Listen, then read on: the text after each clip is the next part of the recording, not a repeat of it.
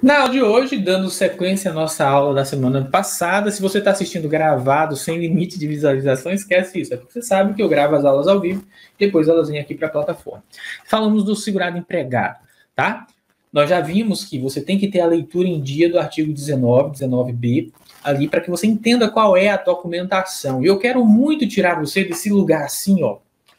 Eu não sei aí onde você está, mas aqui no Nordeste, na minha Bahia aqui, os cavalos, jumentinho, não estou chamando você de cavalo nem de jumento, não, mas eles usam assim, uns tapa-olho assim, ó, que impede eles de olhar para o lado, eles não conseguem visualizar o que está do lado, faz com que eles se concentrem. Eu quero fazer o contrário, eu quero tirar essa viseira da sua cara, para que você entenda o princípio das coisas e pare de ficar preocupado com tanta norma. Ai, é muita norma, isso dá um desespero, isso dá uma ansiedade. Se você entender como é a dinâmica do INSS, não importa qual vai ser a norma, se alterou, se não alterou, você vai saber fazer a operação prática disso no INSS, mesmo sem fundamentar.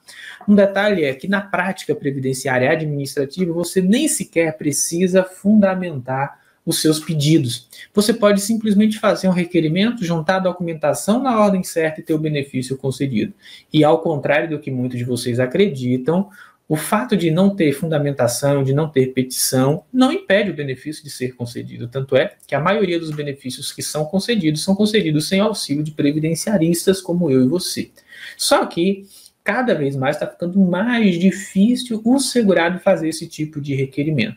Eu e você, como previdenciarista, a gente vai fazer a otimização desse requerimento. Então, eu quero bater muito nessa tecla, para que você saiba fazer bons requerimentos. São os bons requerimentos, a boa construção do requerimento que vai fazer com que você tenha uma análise mais célere, e é isso que a gente promete e entrega aqui. Se você entrar no GPS Método PAC, você vai ver que tem vários depoimentos de alunos com concessões em até 30 dias, e isso não é fórmula mágica, é técnica. Você precisa dominar essa técnica, tá bom? De fazer bons requerimentos para que os benefícios sejam concedidos.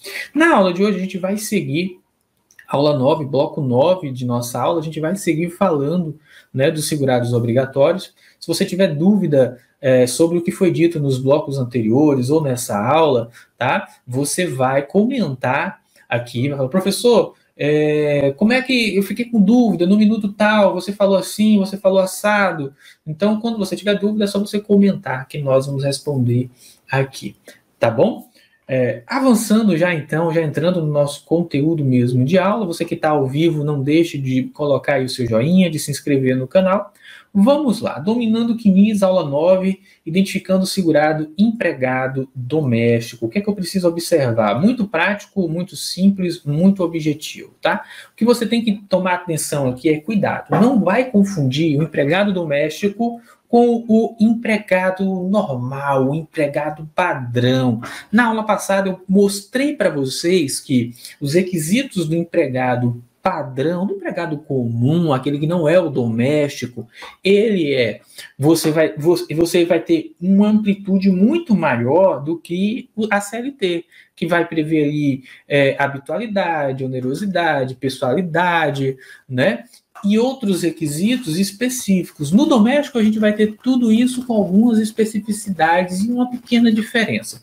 Então, vamos para a tela aqui para você ver comigo o que é que a gente vai ter de diferente. Ó, são segurados obrigatórios, como empregado doméstico, aquele que presta serviço de natureza contínua, presta atenção, já grifa contínua aí no seu material, a pessoa ou família, no âmbito residencial desta, em atividades sem fins lucrativos. Então, ó, contínua, para pessoa ou família, em sua residência, em atividades sem fins lucrativos, sem fins lucrativos. Eu tenho que te dar essa base, porque com essa base aqui você vai conseguir distinguir, será que o seu cliente ele é um empregado normal ou ele é um empregado doméstico? Se ele é doméstico, quais são os direitos dele junto à Previdência? Se ele é um empregado normal. Então, até para isso, na hora que você vai fazer um planejamento previdenciário, você tem que saber fazer essa distinção. Tá joia? Então, vamos lá aos requisitos. Ó. Eu tenho que ter aqui, né, vínculo empregatício, sei, ok, os dois empregados temos. Atividades desenvolvidas na residência ou em razão desta. Então, por exemplo, o seu piloto de jatinho, você que é previdenciarista, o seu piloto de jatinho, né? Ele é um empregado doméstico, se ele ficaria à disposição sua, para sua casa, para te levar para sua escola, para te levar, para levar suas crianças ali para o parque, o seu piloto de helicóptero particular, você que é um previdenciarista aí bem sucedido, né? Então, esse piloto de helicóptero, piloto já, essa hora é a hora que você diz amém, tá, gente? Pode até não ser verdade aí, mas se não fizer bem, mal não vai fazer não, ter aí um helicóptero aí, já pensou? Mas veja, ele trabalha no âmbito residencial, né, em torno da casa ali, o jardineiro, a gente vai ver alguns exemplos aqui de empregados domésticos, tá?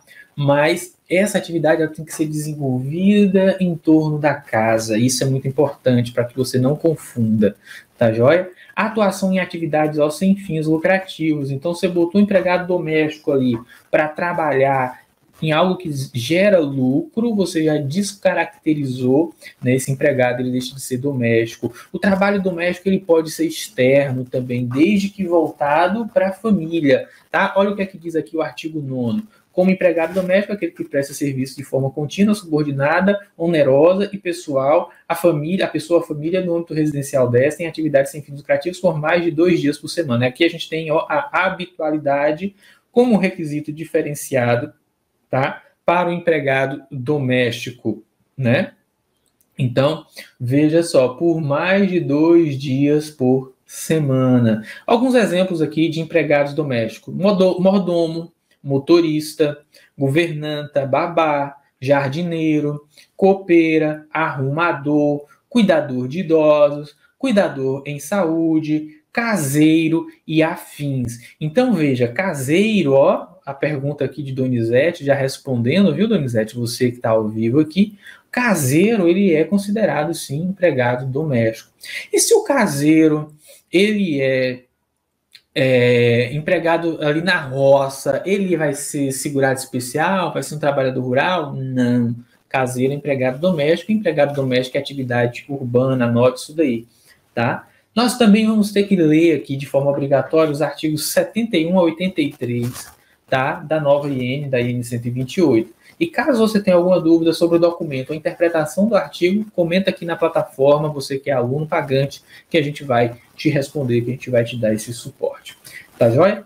Ó, um outro detalhe é o parágrafo único aqui do artigo 24.8.2.12, que diz que, presentes os elementos da relação de emprego doméstico, o empregador doméstico não poderá contratar microempreendedor individual.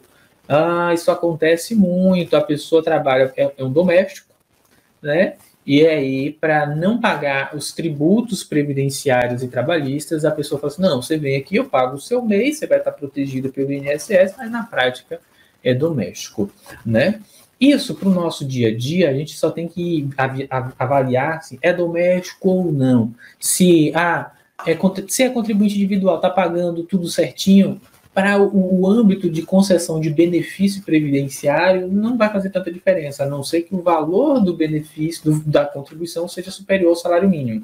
Vale lembrar que na prática previdenciária, né, vale o princípio da primazia da realidade, né? Ou seja, não é porque está dizendo que é contribuinte individual que está no documento, se na vida real a pessoa não é contribuinte individual. Então, mas para a nossa prática previdenciária, o que é que eu vou precisar? Eu vou precisar demonstrar que aquela pessoa, ela tem um vínculo com a Previdência, ela paga a Previdência, está certinho pagando Previdência, está com as suas contribuições em dia, cumpre carência, cumpre qualidade período de graça e requer um benefício, o benefício é concedido. É isso que eu vou observar.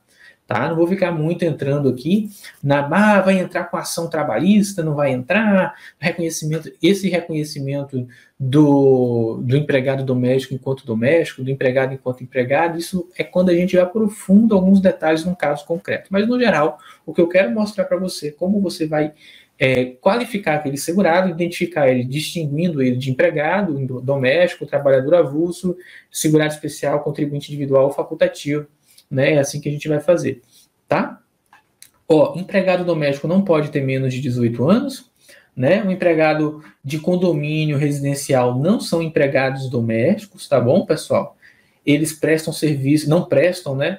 Serviço a uma família, pessoa específica, tá? Então, por isso, eles não podem ser considerados aí empregados domésticos. Tá joia? Por que eu tenho que passar por isso? Ai, Salomão, isso daí. Eu tenho que trazer esses detalhes, gente, para na hora que a gente for para os indicadores de pendência, que é tema da aula da semana que vem, das nossas próximas aulas, vocês já estarem aí afiados. E não se preocupe, eu vou trazer todos os indicadores, os que continuam vigentes, os novos, como os indicadores pós-reforma da Previdência, e explicar um a um o que cada um significa aqui no curso, tá? Então, não se preocupe. Agora a gente vai avançar para o trabalhador avulso. Você que está aí, eu quero saber, alguma vez na vida você atendeu algum trabalhador avulso? Confesso que em quase 10 anos de INSS eu nunca atendi um trabalhador avulso, nunca tive um cliente também como trabalhador avulso, não. Mas a gente precisa entender e estar preparado, né? Trabalhador avulso é quem presta a diversas empresas sem vínculo empregatício, serviços de natureza urbana ou rural, definidos no regulamento. Então, eu já sei que o trabalhador avulso ele pode ser tanto um trabalhador urbano quanto um trabalhador rural, né? E aqui no artigo 9º, inciso 6 do regulamento, eu tenho a definição do trabalhador avulso como aquele que, sindicalizado ou não, preste serviços de natureza urbana ou rural a diversas empresas ou equiparados sem vínculo empregatício, com intermediação obrigatória do órgão gestor de mão de obra, nos termos da lei, né? Ou do sindicato da categoria, tá? Então, essa atividade ela pode ter natureza rural ou urbana, sem vínculo empregatício. É obrigatório, né, a intermediação do trabalho por órgão gestor de mão de obra ou sindicato da categoria e não precisa ser sindicalizado. Tá? Eles ainda podem ser portuários e não portuários. Professor, como é que eu identifico se meu cliente é portuário ou não portuário? Quando é portuário, eu vou ter a intermediação do sindicato da categoria. Quando é não portuário, eu vou ter intermediação do órgão gestor de mão de obra. Tá? Quero mandar um abraço para a Gil, que está aqui, da comunidade Previdência na Prática. Se você é do GPS, olha que tem a oportunidade para você migrar do GPS para a comunidade, dar um salto assim, de vários degraus no seu crescimento como previdenciarista, ter um suporte e uma equipe diferenciada de previdenciaristas para andar junto com você. Fica atento aí às promoções que a gente faz aqui para quem é aluno. Quero estudar o segurado trabalhador avulso. Você vai ter que ler dos artigos 84 a 89 da nova IN. Tem que ler, tá, gente? Tem que estudar, não tem jeito. Tá joia? E antes que eu me esqueça, se você gostou desse vídeo, assistiu até aqui o finalzinho, deixa o seu like aqui para ajudar a gente na divulgação, se inscreve no canal, ativa o sininho para sempre ficar sabendo das nossas novidades aqui no nosso canal, tá bom? Aqui embaixo tem um link se você quiser ser nosso aluno nos nossos cursos ou entrar em contato conosco precisando de ajuda com o INSS. Clica aqui no linkzinho da bio, você vai ter todos os acessos que você precisa para falar diretamente comigo e com a minha equipe. Um grande abraço, Deus abençoe a todos e não se esqueça, quem tem fé não precisa de sorte. Pega o link aí, não custa nada, compartilha nos seus grupos, dá essa força para a gente chegar nos 100 mil inscritos aqui no canal. Tchau, tchau!